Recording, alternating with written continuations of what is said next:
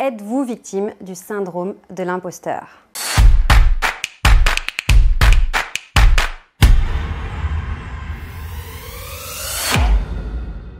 Aujourd'hui, j'aimerais aborder un sujet qui touche énormément de monde et c'est peut-être votre cas également, le syndrome de l'imposteur.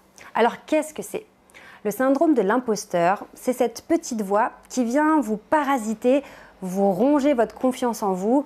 Et c'est l'idée de se dire, est-ce que je suis à la hauteur? Est-ce que je mérite? On va même aller plus loin. Pour qui je me prends d'espérer une telle chose? Pour qui je me prends de demander une augmentation? Pour qui je me prends d'espérer connaître le succès?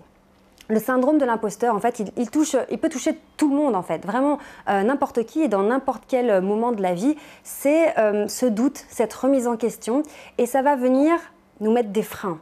On va avoir des barrières inconscientes et ça peut vraiment vous mettre des bâtons dans les roues pour votre évolution. Donc aujourd'hui, l'idée, c'est de vous expliquer ce qu'est le syndrome de l'imposteur et de vous donner surtout des conseils pour en sortir. Avant d'aller plus loin, je vous invite à vous abonner à la chaîne et à cliquer sur la cloche de notification pour être au courant de toutes les nouveautés de la chaîne. Alors, lorsqu'on est victime du syndrome de l'imposteur, ce qui est bien, c'est que lorsque vous en prenez confiance, vous avez déjà fait 50% du chemin.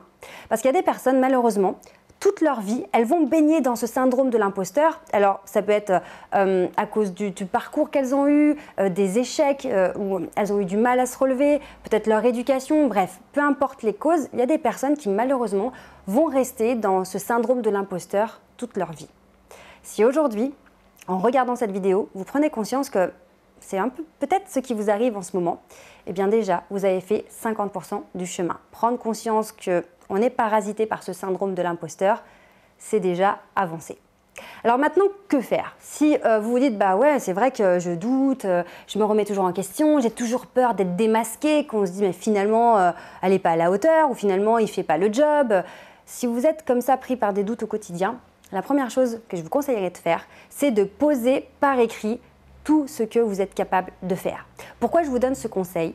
Parce que lorsqu'on est dans ce flou de doute, qu'on se remet perpétuellement en question, on a tendance un petit peu à oublier toutes nos compétences. On ne sait plus vraiment de quoi on est capable, on a peur et la peur prend le dessus et on a l'impression qu'on ne sait plus rien faire.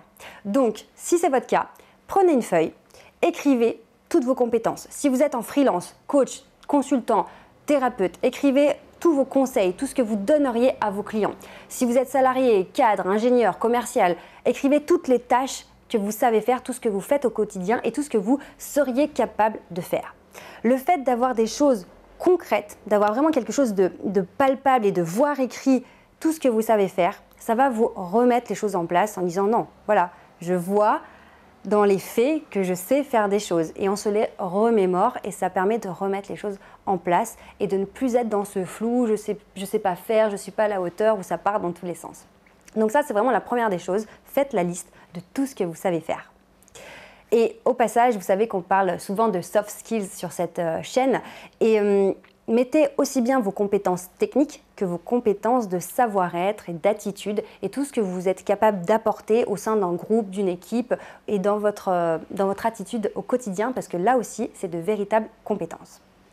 La deuxième chose que je voulais vous donner comme conseil lorsque vous êtes dans ce flou artistique et ce moment toujours où vous vous doutez de vous-même, c'est de vous demander ce qui vous manque pour vous sentir confiant. Quand on est dans ce moment un peu perdu, il faut vraiment se poser la question, mais qu'est-ce que je peux faire qui me rassurerait?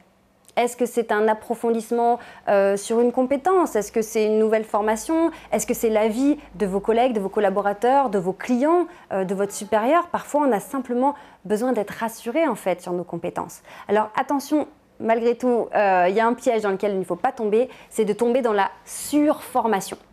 Je connais beaucoup d'entrepreneurs, de coachs qui, par peur de ne pas être à la hauteur, vont toujours cumuler, additionner les formations et n'arrivent jamais à se lancer pour de vrai.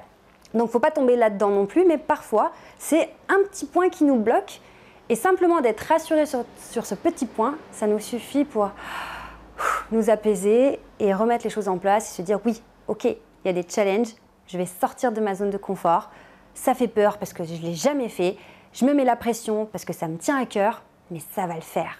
Et vous savez très bien que lorsqu'on échoue, lorsqu'il y a des choses qui ne fonctionnent pas comme on l'aurait voulu, lorsqu'on est déçu, eh bien, il faut arriver à prendre cette distance en disant mais qu'est-ce que je peux prendre comme enseignement de cette déception pour faire encore mieux la prochaine fois. Et c'est comme ça qu'on évolue. On ne peut pas évoluer en restant dans notre zone de confort et en restant dans la facilité, malheureusement ça n'existe pas.